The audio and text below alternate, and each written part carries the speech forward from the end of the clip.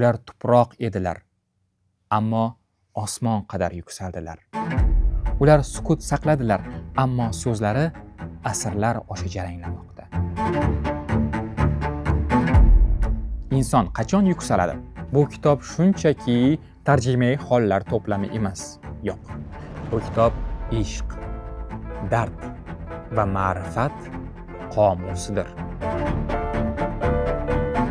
Ruhni ham davolash kerakligini anglaydi. Sen qanday jon berasan? deb so'radi. Qalb dunyosini ustun qilib yuboradi. Qur'on va hadisdan keyin eng hikmatli so'zlar bu avliyolarning so'zlaridir, balki ma'naviy daraja va ta'sir kuchiga urg'u beriladi.